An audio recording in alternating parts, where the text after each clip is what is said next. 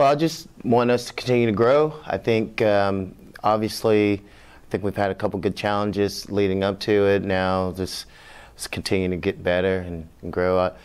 You know, you don't want to peak too early, but at the same time, you want to see the guys grow. You don't want to start to plateau either. So we just want to see continued growth in the areas that we're trying to build in, and you know, and to see what else we need to work on. I think these two contests will definitely help us with that. So it'll be a great building block for the rest of the season for sure.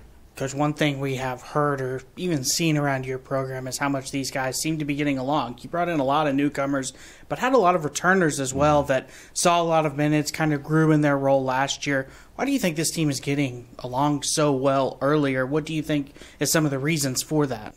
I'm glad that's the word around campus. So that's intentional. I mean, we try our best to do that every year.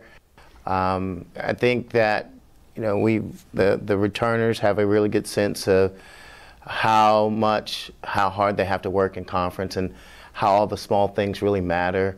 Those are things you learn just from experience, especially being in this conference. Sometimes you can be in a place and you know that you can get away with little things, but it's challenging when you're here and you play the teams that we play against and you know how much those little things matter. So I think just take care of that, and the chemistry is a big piece of that as well.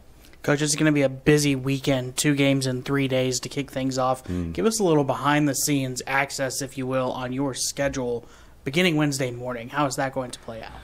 Oh, it's definitely time to travel. So I think by Wednesday morning, everyone will know kind of where they're traveling, staying at home, and then, you know, just all the prep that goes along with the travel, the food arrangements and so forth. So hotels, everything already done. So we're just hoping that everything on the trip there goes smoothly, no incidents with the buses or anything, knock on wood. But everything's planned out. Our itinerary is set for the most part, and just a matter of playing at this point. We really want the guys to focus on the games and so forth. We don't want them to think about anything other than just what they need to do.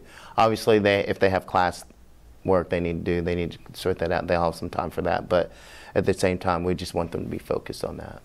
Coach, exciting week here on the campus of UT Tyler. What does it mean to get a home game that first weekend? You'll welcome the number 2 team in the country, CSU Pueblo, on Saturday afternoon.